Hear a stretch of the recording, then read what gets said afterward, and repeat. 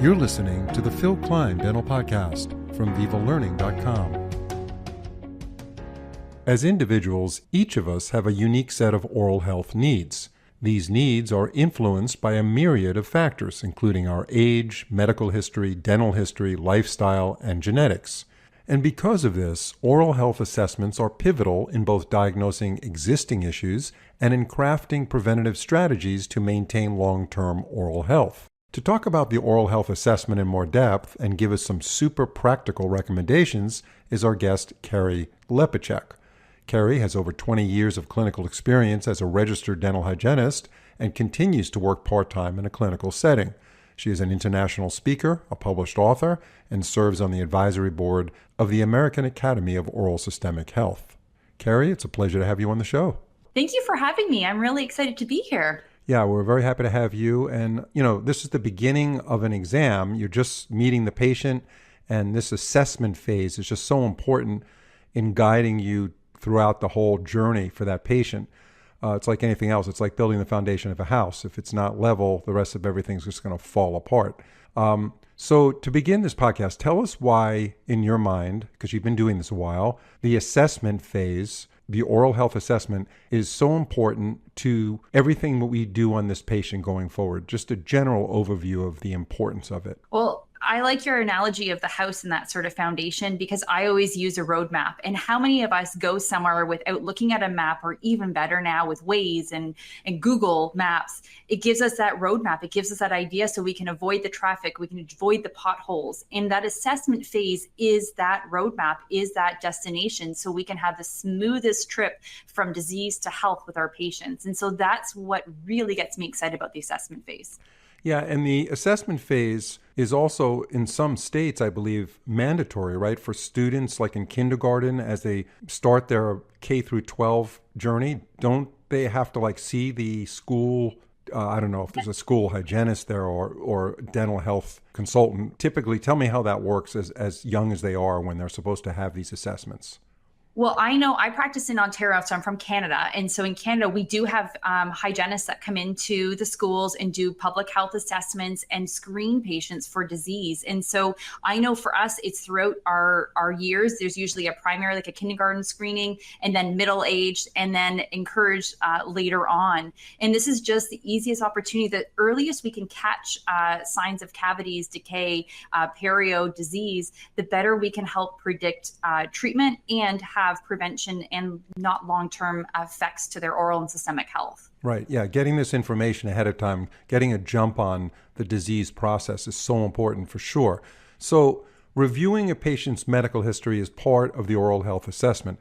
So what kinds of things should we, as dental healthcare providers, be particularly aware of when reviewing the patient's medical history?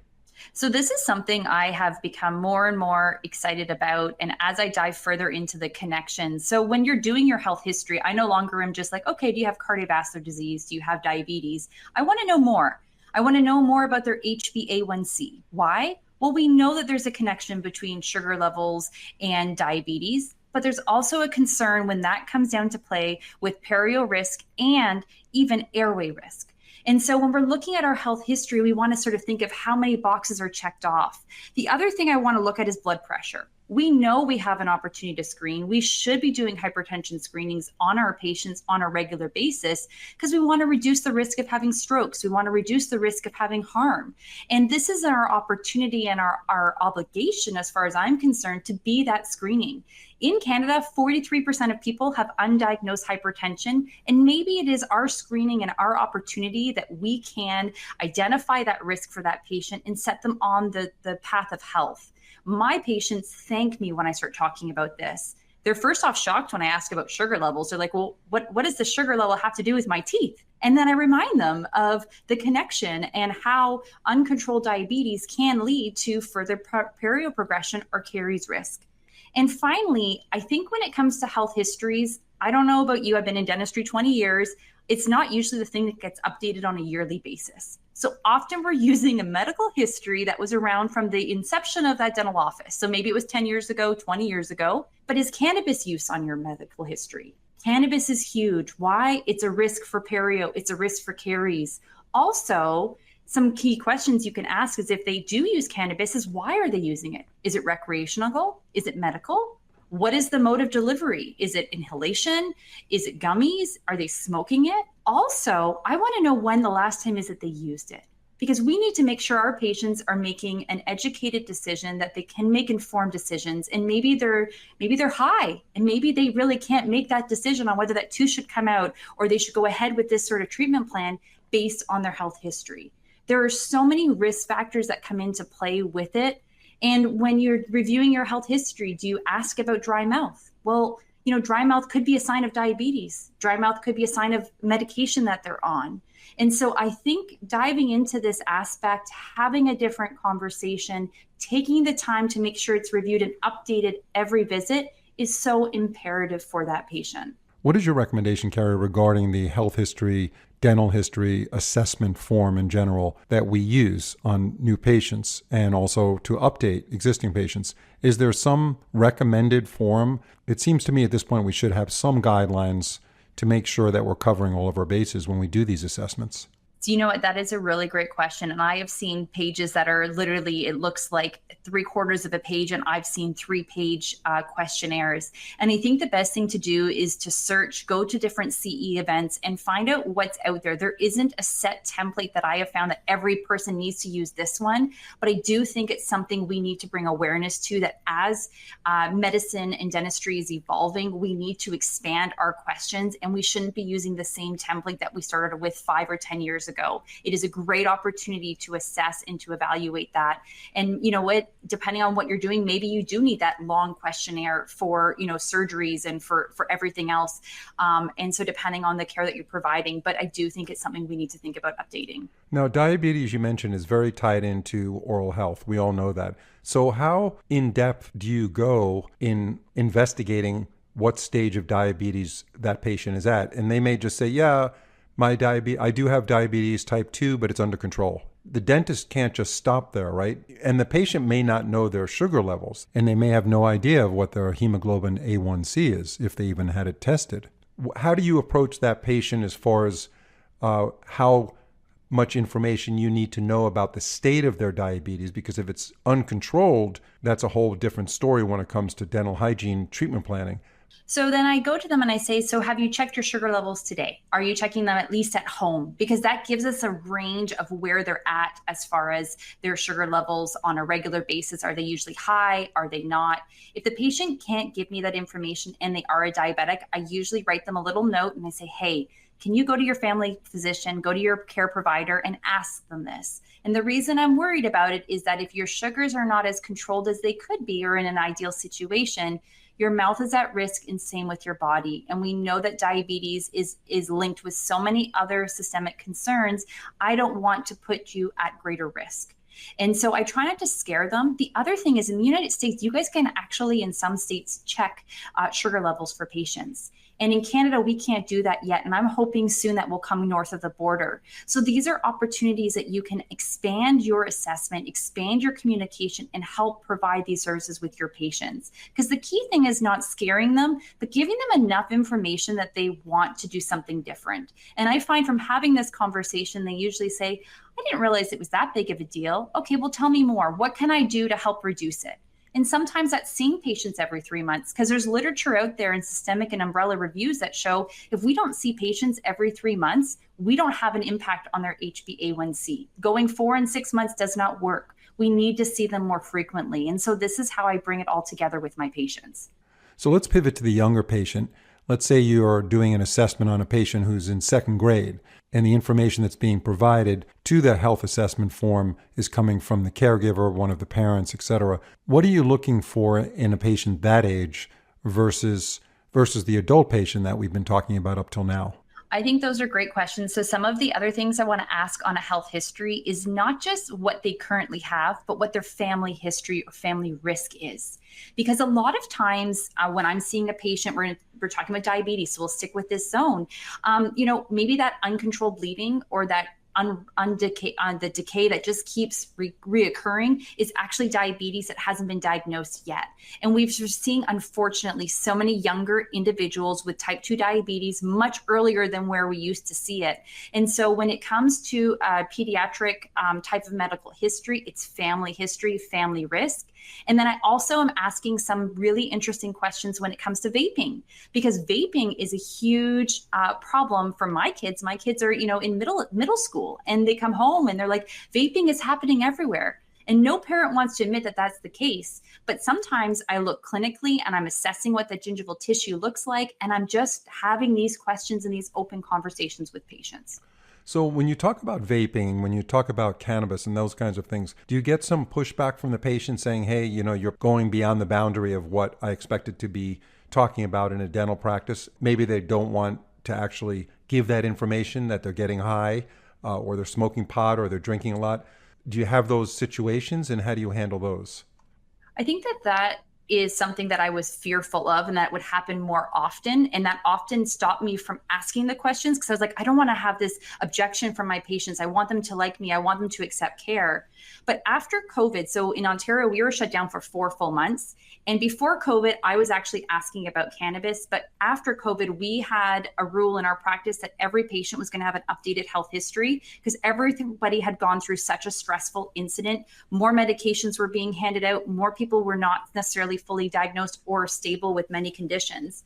And that was one of the questions that came up on it. And I was shocked to see how open people were, because it was like, do you smoke? Do you drink? Do you use cannabis? That was it. It was straight, simple. And if they said no, then we just moved on. If they said yes, we'd say, well, how often? Is it a recreational thing, or is it something for medical purposes? And at that point, depending on what their response was, I would push it or I wouldn't.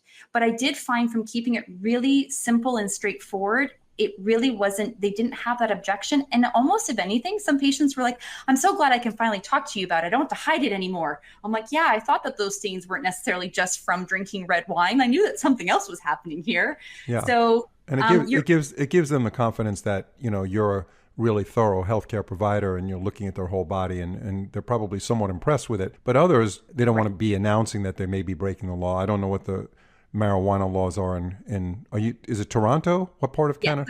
In Toronto, it's legal. And so that does help. And so again, it's sort of like the HPV questions. How in detail do you go with HPV? And so do what is comfortable, but I think asking just straight out and having them say yes or no is, at least you are opening up that conversation. You're opening up the opportunity for a conversation.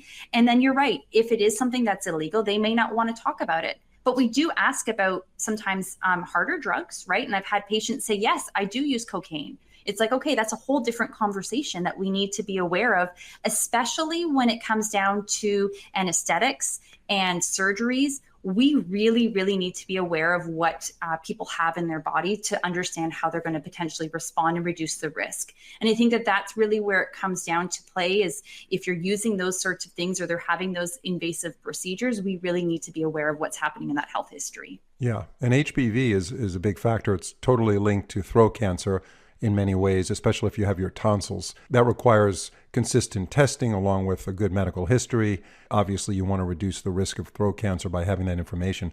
So let's talk about risk. Understanding the patient's risk, especially when it comes to periodontal disease, is so important to get an idea of what we're looking at as far as treatment planning, our expectations of success, and so forth. So what criteria or specific indices do you typically use to identify a patient's dental disease risk? So this is something that started my journey. So again, I've been in hygiene 20 years. I want to say almost 15 years ago, I had that wonderful patient that looked healthy. They had, pointed, very pink-like gingiva. Yet I started to clean their mouth and their mouths bled like crazy. And I'm like, okay, it's not my insertion of my instrument. I'm not causing harm. Why is it bleeding? And so I went on a journey to figure out what it was, or how I could have identified it earlier, because visually it didn't show up. Bleeding on probing barely showed up anything. And so there's an indice called the papillary bleeding score, PBS. And this has really been the biggest game changer for me. All you do is use like a soft pick or a tepe brush and go in between the teeth before you scale. And it demonstrates to the patient the disease if there's inflammation. And it also shows the patient the bleeding. And it wasn't my metal instruments that caused it, something, a brush, something rubbery did, and it opens a conversation. So what I say to my patients is, listen, I'm going to measure the spaces around your teeth because bleeding on probing is so important. But this pick actually is going to tell me how healthy the gum is between your teeth. And if it bleeds, we know it's infected. And if it's sore, it means it's inflamed. And I need to give you, you've got right now a pot belly. I need to give you a 6-pack of abs really quickly to get you into the healthy zone. And this has been the biggest game changer in helping me educate my patients and helping them accept the perio care or the caries risk or whatever it is that they need in that treatment plan because they see the disease before I picked up my scalers. Most of the time, us in hygiene and dentistry are so quick to get to the procedures we do because we love removing that calculus. We love doing those fillings. But we have to stop and go to the beginning, the root causes of concern, and that is one of the best indices. The other thing I have found is that when they see that bleeding, they automatically say, oh my gosh, how do I fix it? I'm like, yes, they asked for oral hygiene instruction. Mm-hmm. And that leads me down this conversation for disclosing. I don't know about you, but disclosing for me, I had PTSD from hygiene school. I really did. It was not something that I loved and was like, I can't wait to do this in clinical practice. I'm like, I don't have to do this in clinical practice. Now, I can't practice without it because if they can't see their biofilm, then they can't remove it. And so it starts a conversation as far as what is that true plaque level like and how do we come up with the best treatment plan to reduce it, to reduce that risk. And I must say, Kerry, I think it's a brilliant strategy to approach the patient with a tepe brush or a soft pick initially rather than an instrument because there's such a psychological difference between doing one versus the other. Can you elaborate on that with your experience using this approach? Because I think it's so important that our audience gets even more clarification on that initial reaction of the patient when they see bleeding that's not induced by an actual dental instrument. So the psychological difference is at any time I'm taking a probe, particularly it's called a probe. So people think that I probe them and I cause the bleeding. What I like to say to my patients is I measure the gums. Measuring doesn't sound traumatic. It doesn't sound like I created an issue. And so with probing, it tells me how healthy the gum is around the tooth. And this papillary bleeding score tells me how healthy the gum is between. Two different indices, two different evaluations. If I'm going to probe on that day, which I always do an assessment, or if I'm doing a full probe, I do that first with bleeding points, because when you use, like you said, that soft brush between the teeth, I'm not causing harm. I'm just stimulating the gingiva and just rubbing that gingival tissue to see what that response is. If there's a positive response with bleeding, then we have this conversation about risk, because I don't want my patients to have anywhere that bleeds. If you washed your hands and it bled, or you cleaned under your fingernails and it bled, you'd run to the doctor. Using something like a soft pick, using something like a tepe brush between the teeth is very similar. And I use that analogy. I say, listen, I should be able to rub this soft brush between your teeth and it shouldn't bleed if it's not causing harm. I want to get you to a point where it doesn't bleed because I don't want you to have this risk or have these openings and these little paper cuts in your mouth where it gives a potential risk for systemic concerns. Let's figure out what the best option is for you. So now that we've done the assessment, and let's assume we did a really thorough assessment, give us some examples of how we utilize the information gained from that assessment in our treatment planning. So give us some examples of some of the things we've discovered through the assessment, and then what do we do practically, clinically in the office to tackle some of those problems in the hygiene world as we move forward to make sure we're optimizing the patient's oral health. So one of the things I find that is missed, like a missed opportunity, is really recession. Often it's not recorded enough on the perio charting. We're so quick to kind of go through that we skip out recording bleeding on probing and recession. But with recession, when I see that with my high risk patients or my moderate risk patients, because there's been biofilm or there's been bleeding, I want to think about fluoride use. Are your fluoride numbers matching the amount of decay that you're fixing on patients? A lot of times our fluoride numbers are completely low. And I have been utilizing Voco's Pro Fluoride Varnish for over 10 years. Why do I love it? A, the flavors are great. I don't have to have that mouth completely dry in order to apply it. So patients' ease and use is much easier. The other thing that is great about it is it has 5% sodium fluoride and it has xylitol. And so it really is this dual action that helps to prevent the decay, helps to coat over that aspect, and helps with some situations with the sensitivity.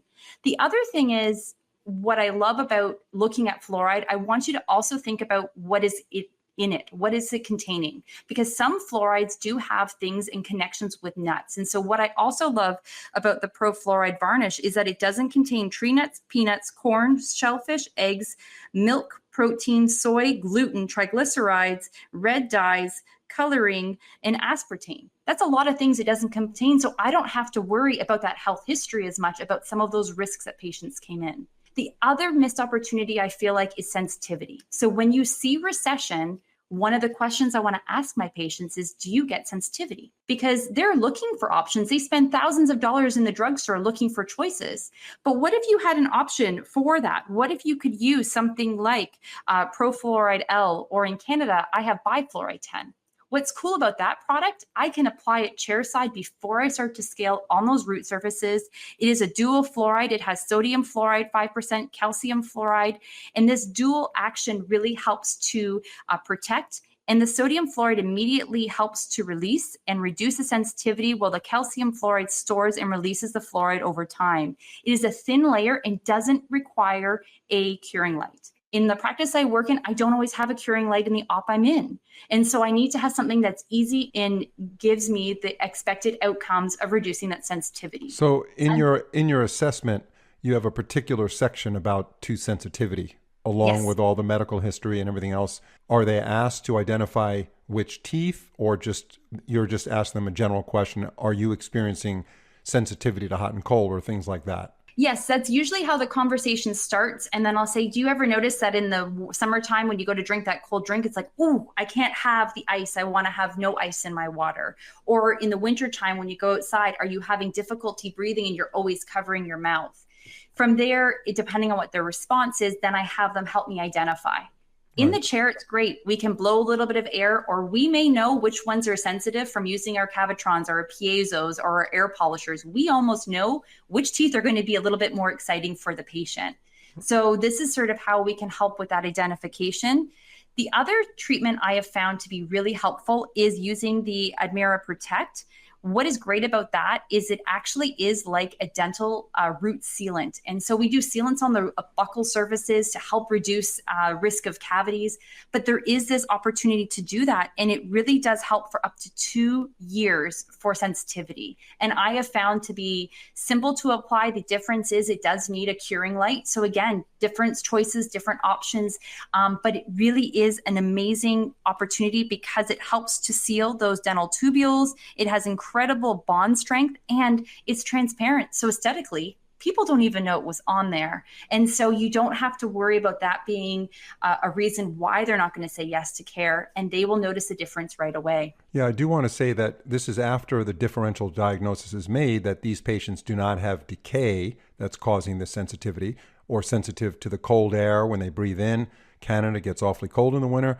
And if they're opening their mouth and breathing in and they're holding their mouth from just because they want to protect those teeth, they could have obviously decay. They can have an endodontic implication. So you have essentially ruled those issues out based on a good assessment. They're telling you that their teeth are sensitive. You've ruled out endodontics. You've ruled out decay, or you've already done the restorative work and they're still having the sensitivity. And then it's pretty obvious to you after you examine them that there's exposed roots, either through mostly like you mentioned, through recession, and those tubules need to be protected. And that's where you're coming in with these materials. I just want to make sure that, everybody, it's pretty obvious, but it's nice to just clarify that you've done a good differential diagnosis first.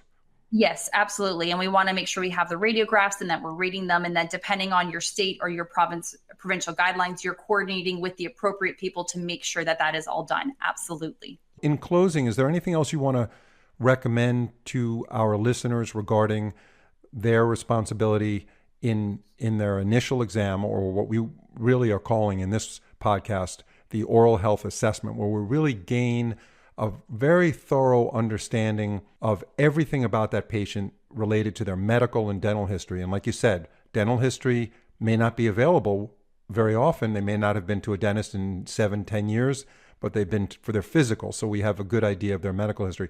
Is there anything else that you think we should be aware of, and what's so important in making sure that we get this information early on in their journey to having their care handled?